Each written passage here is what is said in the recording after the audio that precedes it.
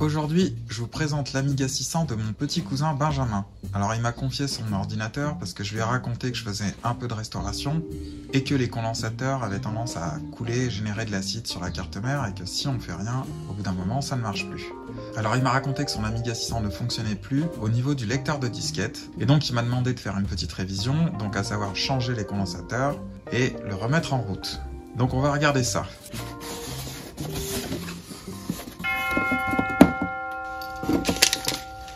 Alors ça en fait c'est des cristaux qui sont censés absorber de l'humidité, mais j'ai l'impression que les cristaux ils sont gorgés d'eau là.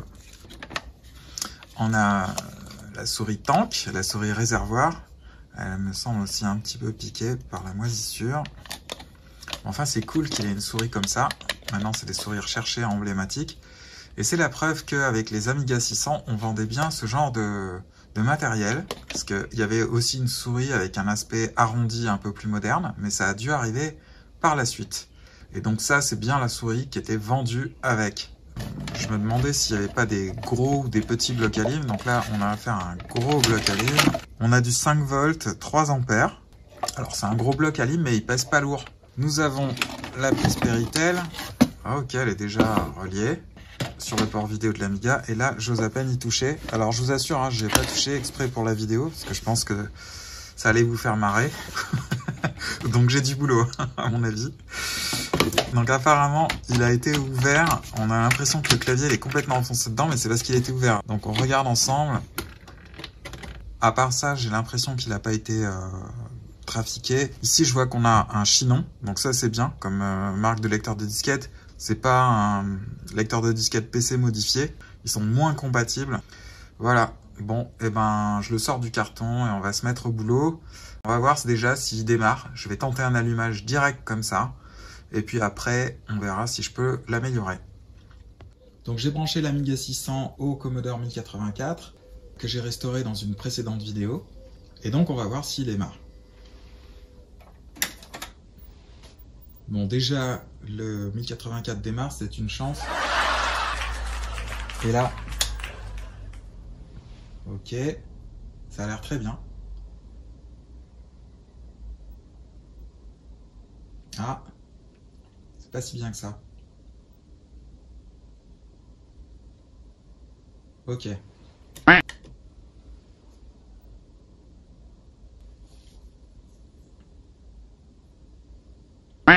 D'accord. Gourou méditation. La diode du disque dur continue de clignoter, c'est désespérant. Je vais l'éteindre longuement.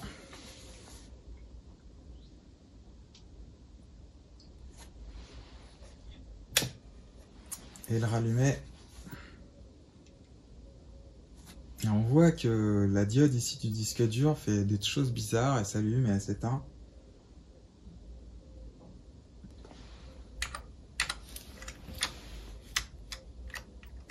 Ouais, là ça réagit plus du tout là. Bon, c'est catastrophique.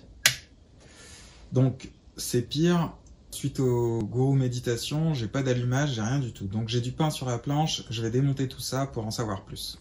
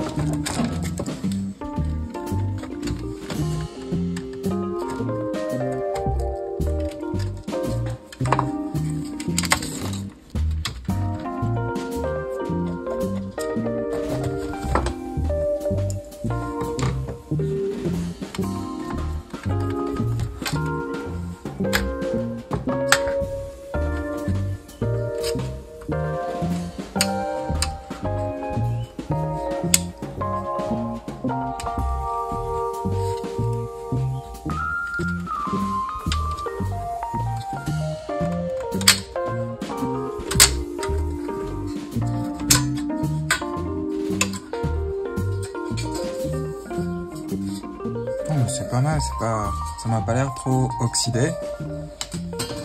Je regarde si les condensateurs ont coulé. Et effectivement, ils ont coulé.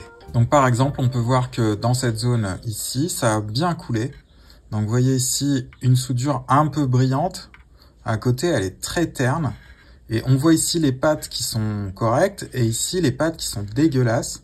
Ceux-là, en général, ils tiennent le coup. On pourrait se passer de les changer. C'est pas eux qui vont couler et ruiner la carte mère. C'est ceux-là en aluminium qu'il faut absolument changer. Alors de ce côté, c'est pas génial non plus. Donc vous voyez que ici c'est très terne. Et si vous regardez de ce côté, vous voyez que là, c'est extrêmement terne. Donc en fait, il y a de l'acide qui a coulé. Donc ces condensateurs sont à changer. Après, pour le moment, je ne vois pas de piste coupée. J'espère que rien n'est gravement abîmé.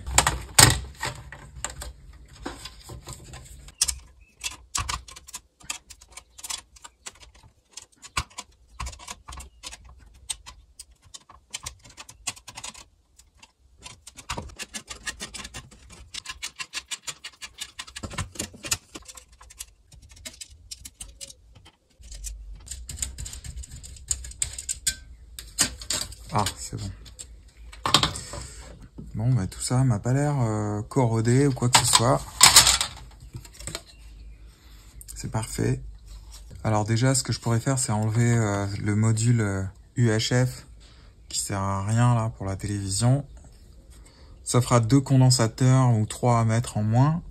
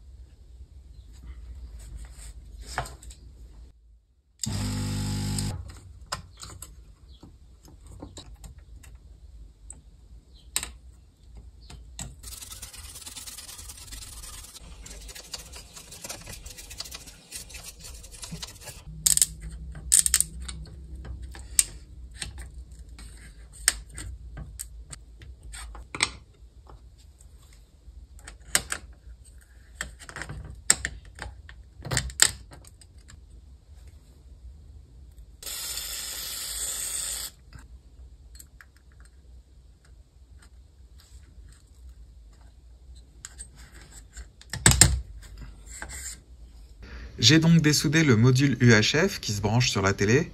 On appelle ça aussi le RF modulator. Donc vous avez ici le connecteur pour le brancher sur l'antenne et ça donnait une image floue. Et donc il est franchement pas indispensable. Sur mon Amiga 1200, je l'ai retiré. Et ça va me permettre de ne pas remettre ces 3 condensateurs en aluminium. Alors il s'agit du C236, c'est écrit ici, C235, c'est écrit ici, et enfin C239, c'est écrit ici. Donc ces 3 condensateurs sont reliés au RF modulator.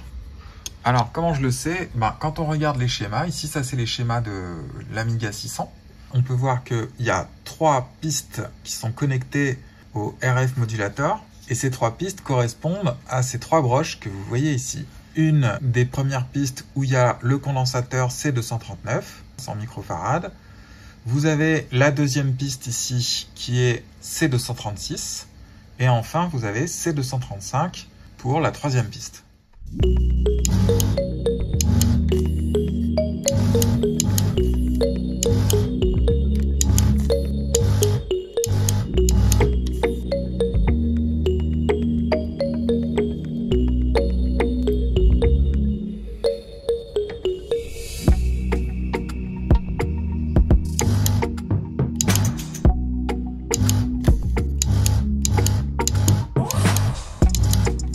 Donc j'ai retiré temporairement ces 2 condensateurs pour avoir un petit peu plus de place pour souder les nouveaux condensateurs.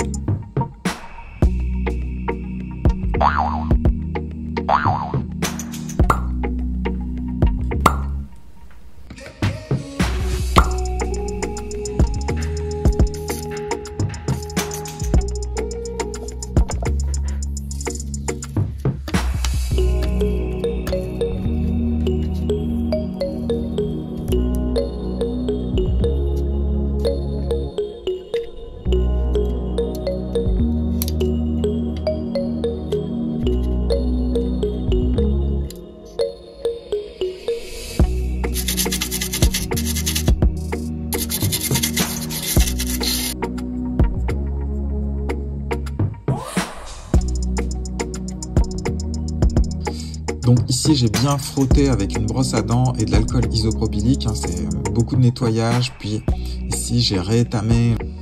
Pour la vérification, je peux par exemple utiliser un multimètre en mode continuité. Je prends celui-là et celui-là. Vous voyez que ça sonne. OK. Donc maintenant, on va vérifier que celui-là et ici, le petit, sont bien reliés. Parfait. Et de même, on va vérifier que celui-là et celui-là sont bien reliés.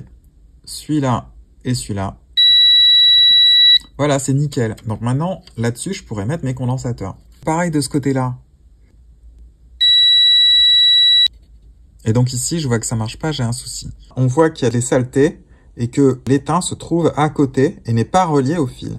Je vais gratter un peu le cuivre du bout de la piste et je vais essayer de l'étamer jusqu'à ce que ça touche.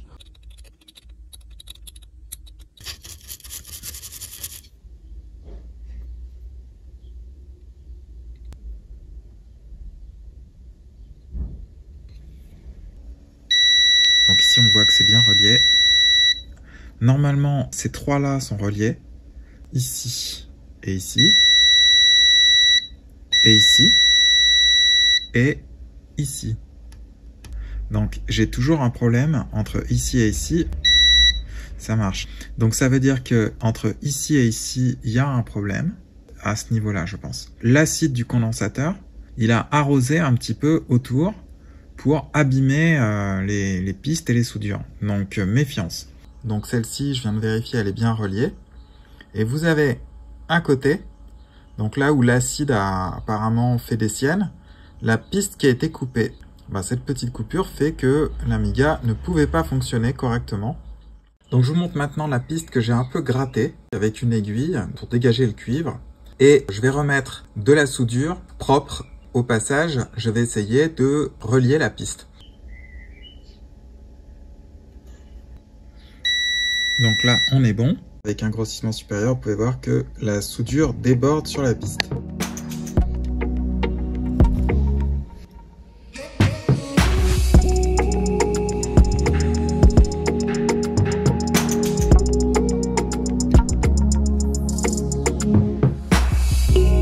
Et donc voilà ce que ça donne. Les composants sont bien en place.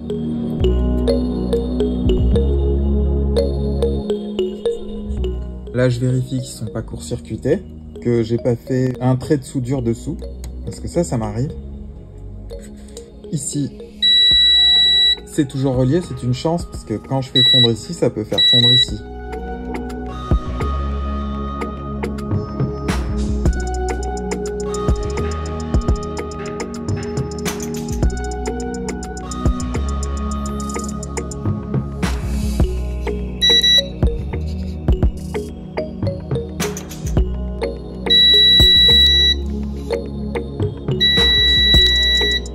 Alors ça s'est plutôt bien passé, j'ai pas eu de difficultés particulières, mais c'est très long parce qu'il faut être très prudent, tout vérifier.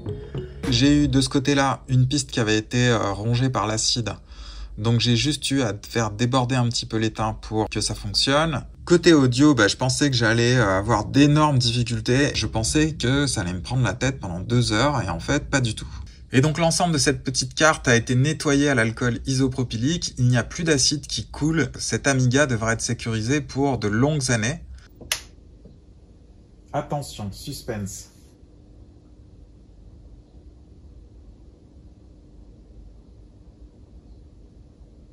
Et voilà, ça fonctionne. Donc ça c'est vraiment cool. J'ai plus qu'à remonter l'Amiga et faire les derniers tests pour voir si vraiment tout fonctionne, clavier, audio. Je vais utiliser une petite disquette de test, on verra bien ce que ça donne.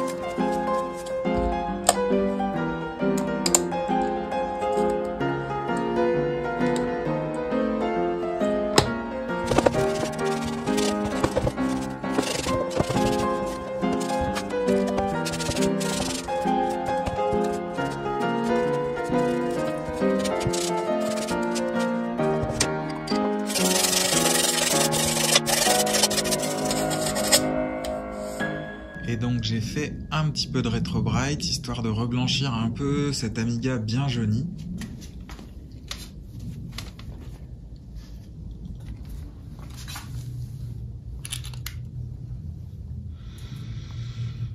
Alors, sur la souris, ça a fait un petit miracle, elle est même... elle est hyper blanche. Sur l'alimentation, c'est hyper bien. Par contre là, au bout de 3 jours, ça a déjauni, mais pas suffisamment. Il faudrait le laisser beaucoup plus longtemps. Bon, c'est pas mal, c'est déjà mieux qu'avant. Et le clavier, c'est correct. Voilà, ça a à peu près reblanchi.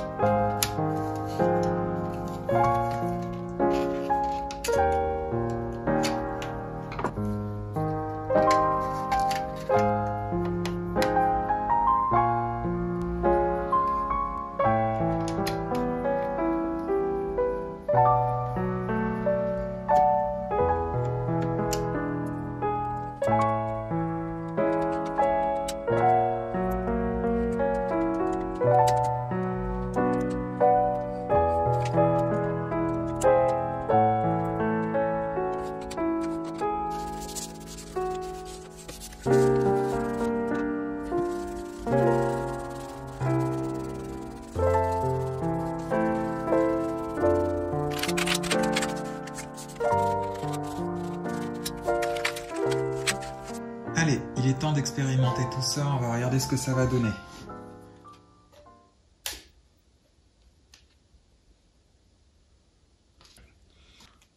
Je vais utiliser une disquette en fibre pour nettoyer le lecteur, puisque mon cousin m'avait dit qu'il y avait des problèmes avec le lecteur de disquette. Enfin, vous avez pu voir que c'était pas que le seul problème.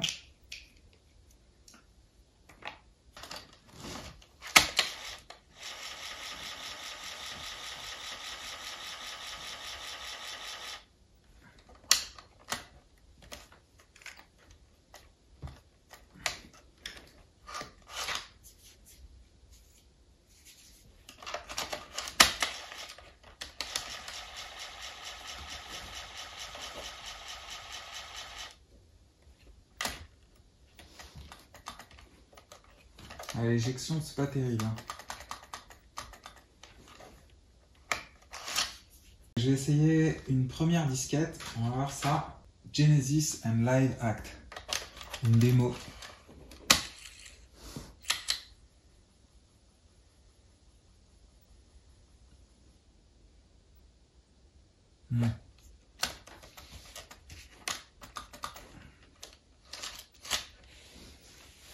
Essayons autre chose.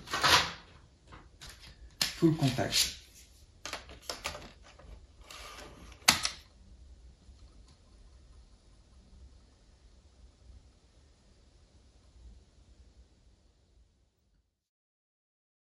Alors là, j'arrive à lire une disquette avec un autre lecteur qui est un FB354. Le problème de ce lecteur, c'est qu'il ne rentrera pas dans le 600 de toute façon. Mais ça veut dire quand même que la carte mère est bonne et qu'elle peut lire les données. C'est vraiment un problème de lecteur de disquette. Donc je vais continuer mes essais.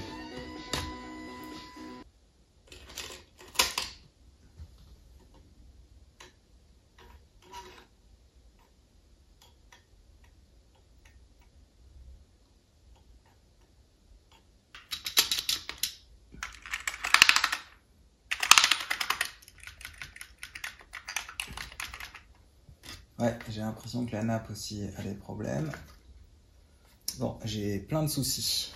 Je croyais m'être sorti des ennuis en changeant les condensateurs et en faisant un peu le ménage dans cette Amiga. Et en fait, je me souviens que mon cousin m'avait dit il y a un problème avec le lecteur de disquette, sauf que moi je me suis dit c'est sans doute les condensateurs, peut-être les pistes coupées avec l'acide des condensateurs, j'en sais rien. Et j'ai sous-évalué ce problème. Donc j'ai retiré le lecteur de disquette pour vous montrer le problème. J'ai soulevé ici les broches, j'ai mis du désoxydant, j'ai remis les broches. Je l'ai fait également ici, de ce côté-là. Et en fait, mon diagnostic est le suivant. C'est que ce moteur-là est cramé. Et alors ce moteur, c'est celui qui fait bouger la tête de lecture en avant, en arrière.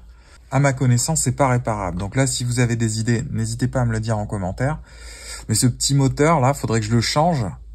Mais même si je trouvais un autre moteur identique, il n'aurait pas ici cet axe. Et si je le change, je vais dérégler le lecteur. Alors avec une pince, j'ai fait tourner l'axe, il n'est pas bloqué. J'ai même mis de l'huile de roulement. Alors je vais vous montrer le problème.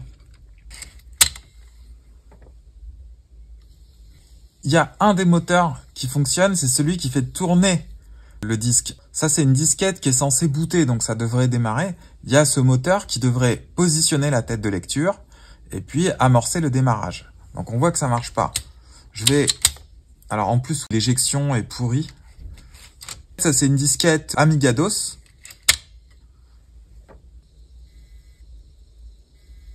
On entend à peine, mais ici, on sent que ça veut tourner, que ça tourne pas. L'autre solution, c'est le Gotek. Le problème, c'est que le Gotek, c'est pas la même chose. Une disquette, c'est charmant, c'est différent d'un Gotek. Alors évidemment, un Gotek, ça a plein d'avantages. C'est fiable, il y a plein de jeux. Maintenant, il y a les informations qui apparaissent directement à l'écran, ce que je trouve remarquable. Donc je me suis posé la question du Gotek, surtout que un Gotek, ça coûte 40 balles, donc c'est pas très très cher.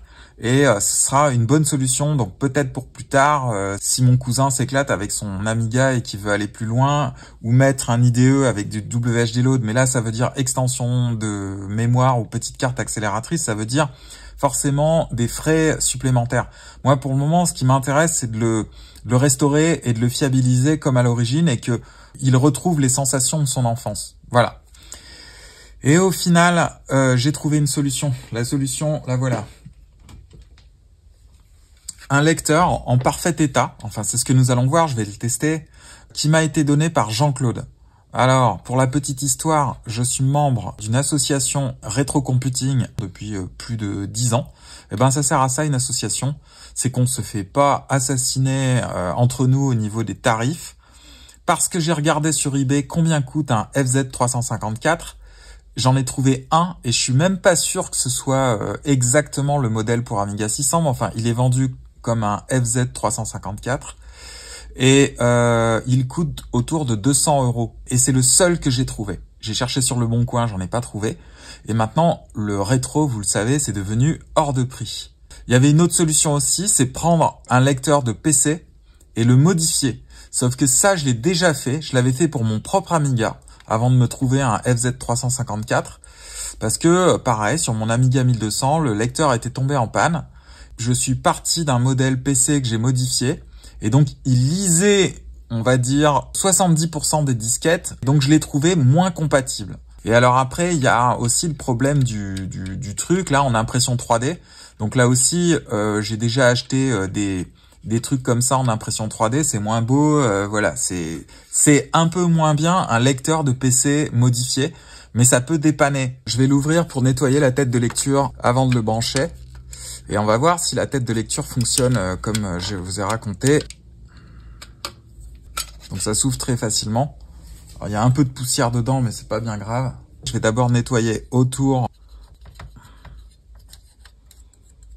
Et je vais nettoyer là aussi. Je regarde ce que je fais à pas toucher la tête de lecture d'abord, parce que je vais changer de coton-tige. Donc là, j'enlève un petit peu la poussière autour. Celui-là est propre. Donc je vais nettoyer en bas. Donc c'est de l'alcool isopropylique qui ne laisse pas de traces lors du séchage. Alors je vais mettre un petit peu d'huile de roulement ici. Voilà, Light Bearing Oil. Et là l'embout est très pratique pour travailler précisément. Alors ça, j'ai vu que il y a un YouTuber qui s'appelle Adrian Digital Basement qui fait ça. Je vais allumer l'Amiga à l'aveugle, puis après je l'allumerai en vrai pour voir ce que ça donne. Donc là, tout est branché et c'est parti. Je vais commencer par la disquette Amiga DOS, puisque la disquette Amiga DOS a un démarrage bien poussif, vous le savez.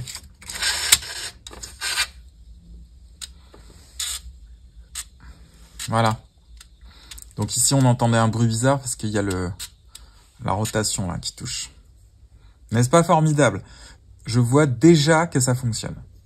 Problème numéro 3, donc parce que problème numéro 1, c'était les condensateurs qui avaient coulé, les pistes qui commençaient à être rongées par l'acide, etc. Donc ça, c'est résolu. Problème numéro 2, le lecteur de disquette. Et problème numéro 3, le clavier qui marche pas bien. Et pourtant, j'ai été prudent en le débranchant. Donc, faut d'abord soulever. Et une fois que le bord est soulevé, tu peux enlever la nappe en douceur. Si tu le fais pas et que tu arraches ta nappe comme ça, vous voyez des espèces de traits ici, là. Ça a abîmé le graphite. Avant de changer la nappe, on peut raccourcir avec des ciseaux le bout de manière à attaquer le graphite qui est un petit peu plus haut. On peut aussi crayonner les pistes simplement avec un crayon à papier et le graphite va rétablir les pistes. Alors je vais commencer par là, c'est la solution peut-être la plus simple.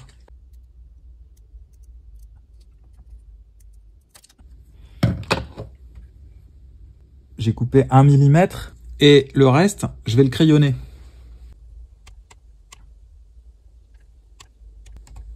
Alors j'ai déjà fait ça aussi sur une télécommande. Le problème, c'est qu'une télécommande, comme t'appuies, il y a un effet mécanique et le graphite, il va pas tenir.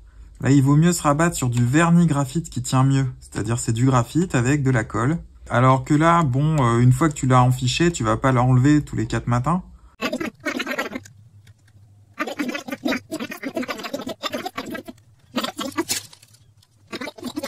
Ça me paraît bien. J'ai donc changé le lecteur de disquette. L'Amiga est redevenu bien blanc parce que je l'ai laissé sous les lampes UV pour le rétrobrighter. Et bon, il n'est pas totalement blanc encore, mais les dernières couches de jaune résistent. Mais enfin, il est quand même, je pense, nettement mieux qu'avant. Et donc, on va voir maintenant si le lecteur de disquette fonctionne.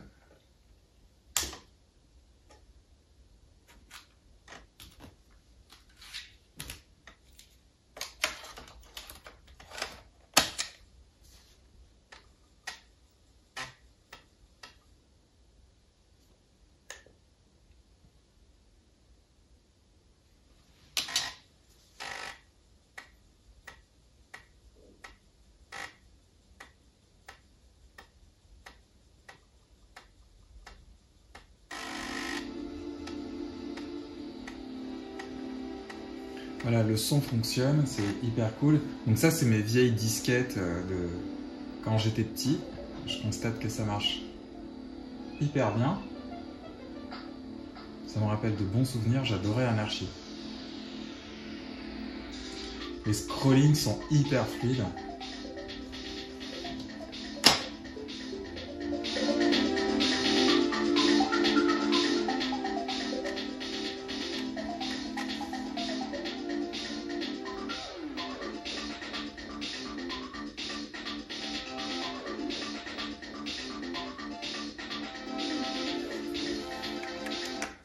Bon, c'est cool.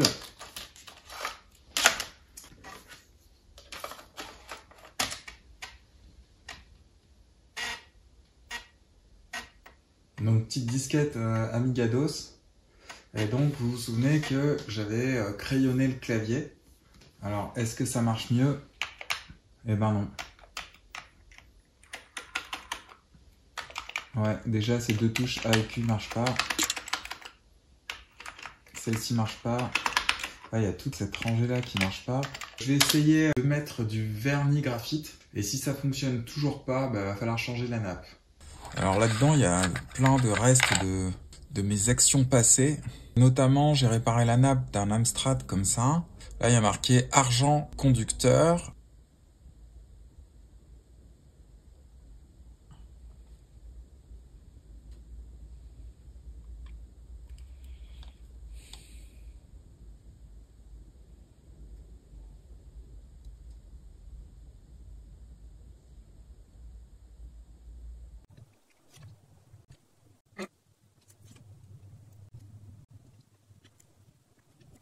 Donc j'ai attendu 24 heures que ça sèche, puis j'ai gratté entre les pistes pour pas que ça court-circuite.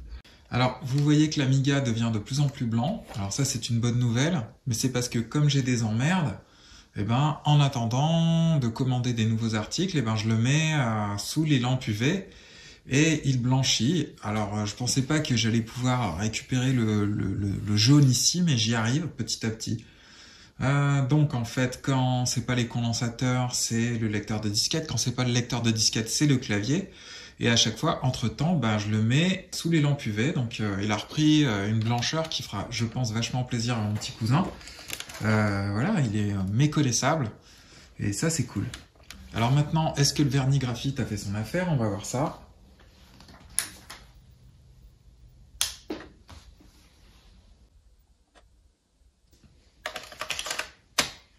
Donc je mets la disquette avec laquelle je peux tester le clavier.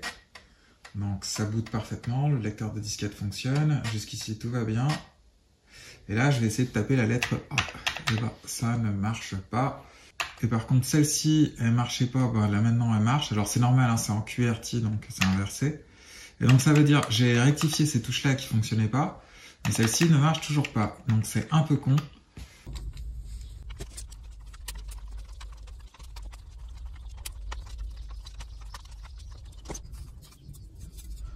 Alors voici la fameuse nappe. Alors elle a l'air en bon état hein, pourtant, mais j'ai commandé une nouvelle nappe chez Micromiga. Comme vous pouvez le voir, ça correspond parfaitement. Hop. Et hop.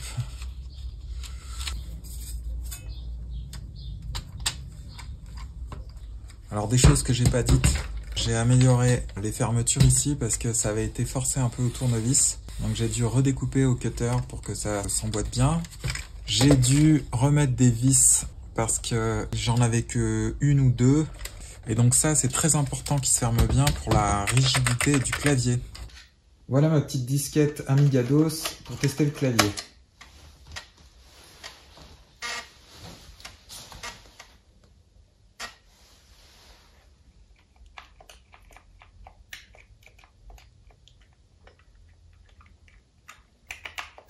La touche A ne marche pas. Le J est difficile à obtenir.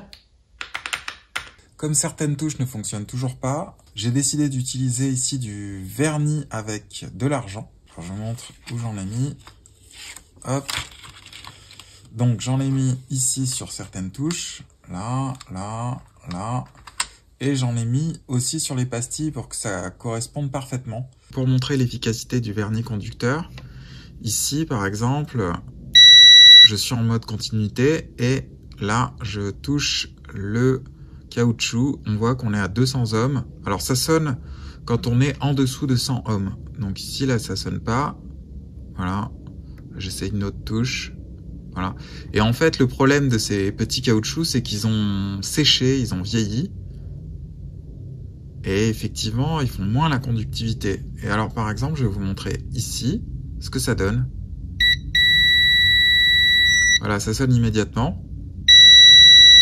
Voilà. Et vous notez que j'en ai mis aussi sur les côtés. Parce que si par exemple cette partie-là s'use, ça aide forcément au contact. Je vais à nouveau faire un essai. Il y a du vernis avec de l'argent sur la nappe et sur les touches qui ont du mal à s'afficher. Donc on va voir si ça fonctionne. Je recommence.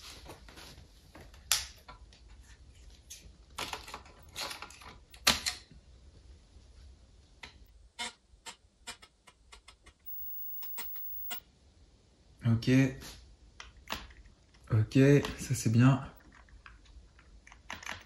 Alors celle-là, j'ai appuyé dessus, puis il s'est pas passé, ça a pas bien réagi. Bon mais ça va pas mal. Alors, la J par exemple, vous voyez, des fois j'appuie dessus, et des fois ça réagit pas. Vous voyez là? Il faut que j'appuie plus ou moins fort pour que ça fonctionne. Donc il faudrait qu'aussi je mette du vernis graphite un petit peu dessus. Et je crois que j'en ai déjà mis, il faut que j'en mette plus, je sais pas. Ok.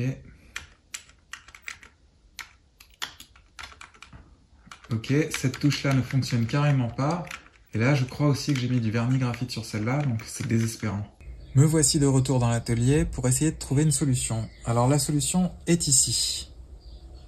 La boîte qui vend ça s'appelle Sordan. C'est un circuit plus rigide que la nappe, donc un petit peu plus épais. Ici, on a du cuivre et pas du graphite comme c'est sur la nappe.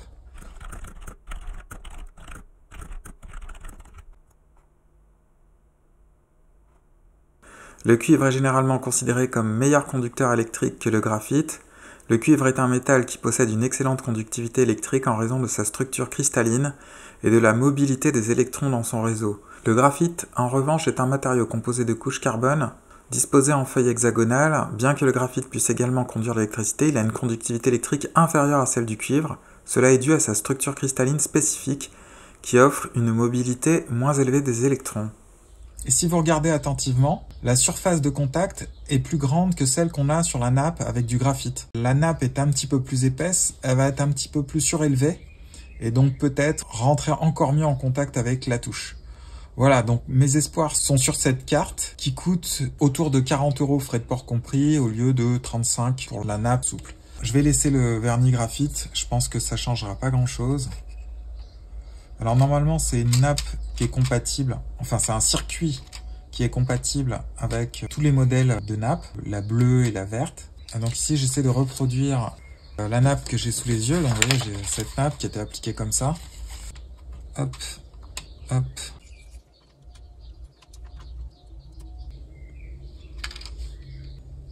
Et ensuite il faut que je verrouille. Ouais, j'ai verrouillé un côté, mais j'ai pas verrouillé l'autre. Ok, faut quand même bien forcer. Bon, là, ça tient très solidement. Ok. Donc là, c'est rebelote. J'ouvre. Je mets ça là-dedans. Faut appuyer bien fort, hein, quand même. Même au milieu, là, je rappuie. Bon, ben voilà qui est fait. Donc là, j'ai vraiment l'équivalent de cette nappe-là. Elle est à peine plus courte. Je revisse mon clavier.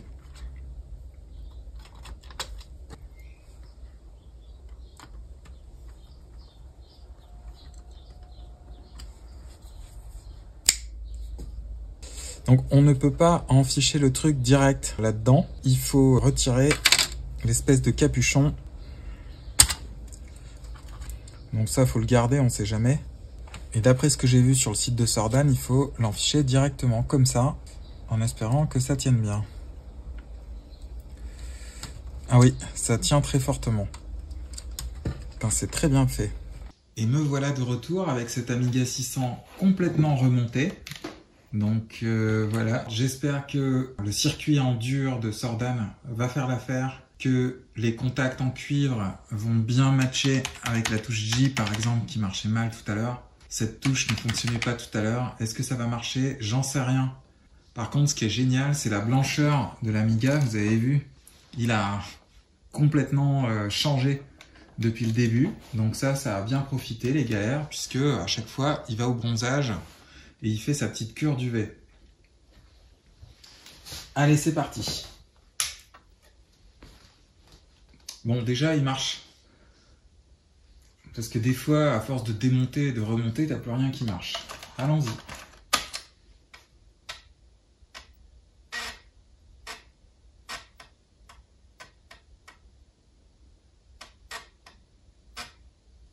Je vais appuyer sur la touche A pour commencer. Bien. Ça fonctionne. Donc là, ok, tout fonctionne. Cette touche-là ne fonctionnait pas tout à l'heure.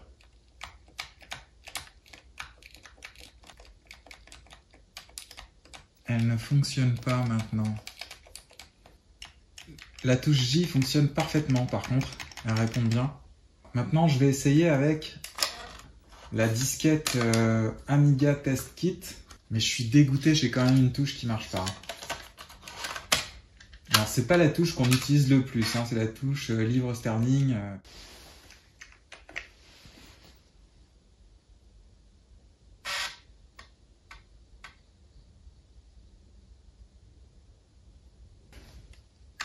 Bon, déjà, les touches de fonction refonctionnent parce que tout à l'heure, ça fonctionnait carrément pas.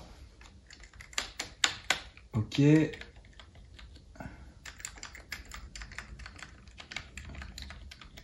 Ok. Alors, j'ai eu beaucoup de difficultés avec ces touches-là. Maintenant, ça remarche. La touche 1 ne fonctionnait pas du tout. Celle-ci aussi, la touche retour arrière, marchait pas. Touche d'elle, marchait pas bien. J'avais mis du vernis graphite dessus. Bon, jusqu'ici tout va bien.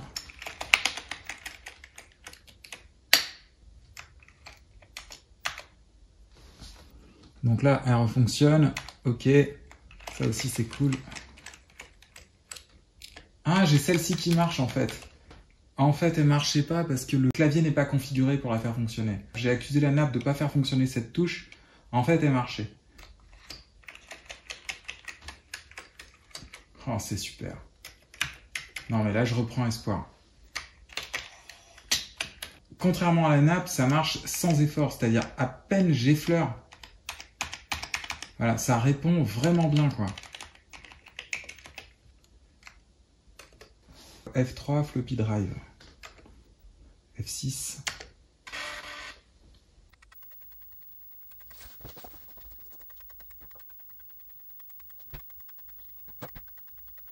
Le read test a marché nickel. Donc,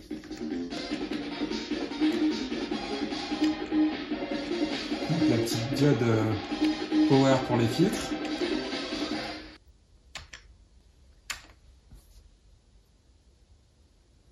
Ouais, tout est ok, tout est parfait. Alors mon cousin a dit qu'il adorait un jeu de palais. Il s'agit de Shufflepuck Café. Donc je lui ferai une copie parce qu'il a plus de disquette, il a plus rien.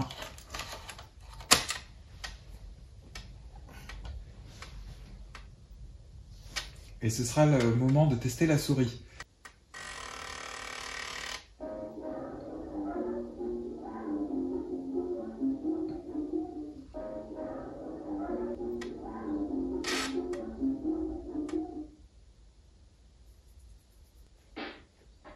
Voilà, bien fait.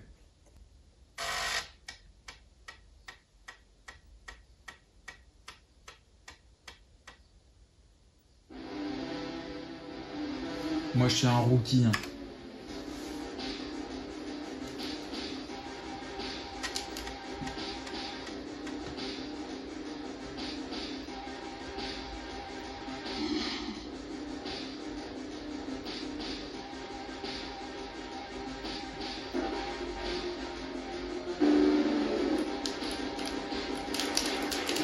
Nickel.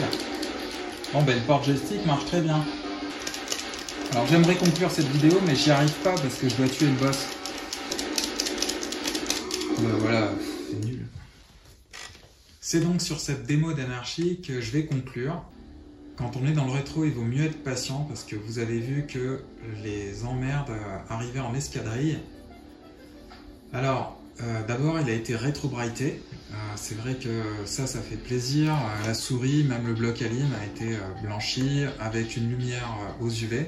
Et ça fait son efficacité sans trop d'efforts. Il suffisait que je le dépose la nuit quand je travaillais pas dessus et ça a fait son effet. J'ai donc changé la nappe du clavier par une nappe en dur avec des contacts en cuivre plus larges et plus efficaces, on le voit tout de suite. Le lecteur de disquette a été changé, ce qui n'était pas une mince affaire parce que c'est des lecteurs de disquette qui sont introuvables. Alors je sais qu'il existe le Gotek, mais là, le but du jeu, c'était de rétablir l'Amiga 600 de son enfance à l'identique. J'ai aussi nettoyé la carte mère parce que les condensateurs anciens avaient coulé, avaient généré de l'acidité. On se souvient que l'Amiga ne démarrait même pas. Donc maintenant, il fonctionne bien et j'ai mis à la place des condensateurs très robustes qui vont prolonger la vie de ce petit Amiga, j'espère. Et donc, sur cette bonne nouvelle, eh ben, je vous dis à la prochaine vidéo. Salut!